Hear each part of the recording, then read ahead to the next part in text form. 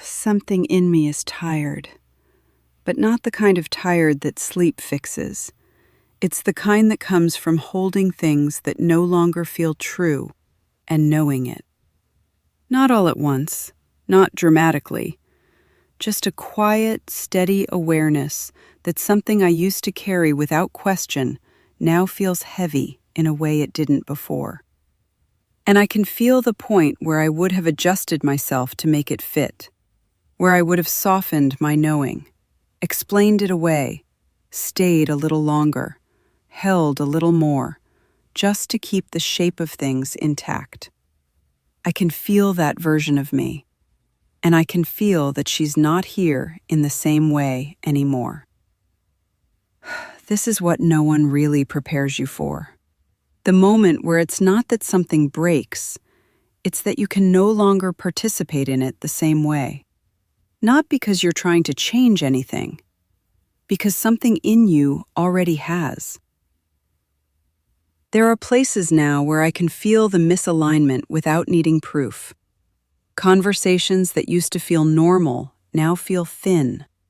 Dynamics I used to manage now feel like weight in my body before they even fully form. And the instinct to override it isn't as strong as it used to be. That's what's changing, not the world around me, my tolerance for what doesn't match what I can feel.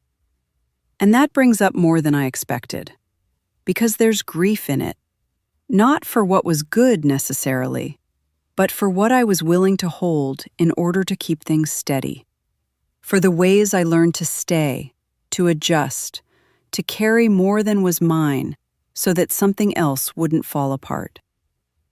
There's a part of me that understands why I did that, and there's a part of me that can't do it anymore. That's where the fire is.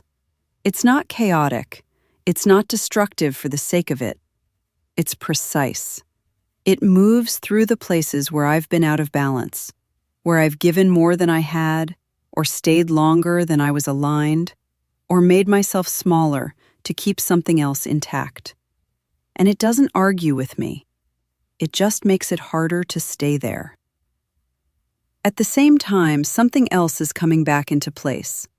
Not all at once, but enough that I can feel the contrast. Where I've overextended, there's a pull back. Where I've withheld myself, there's a quiet return. Not as a correction I have to force, but as something that's happening on its own when I stop resisting it. That's the balance. Not something I create, something I allow. And it changes what matters. Because when I look at what remains, what actually feels steady, what doesn't require me to adjust myself to stay connected to it, it's simpler than I thought it would be. Fewer things, but more real, more mine. That's the part that doesn't get talked about enough. You don't lose everything. You lose what required you to leave yourself in order to keep it.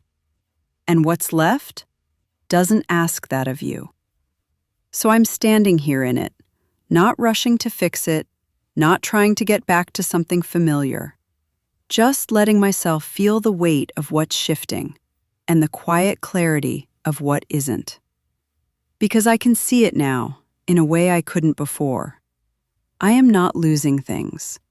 I am losing the version of me that could carry what was never mine to hold. If something in this spoke to you, you can go deeper with the full written piece on Substack at tendingtheinbetween.substack.com.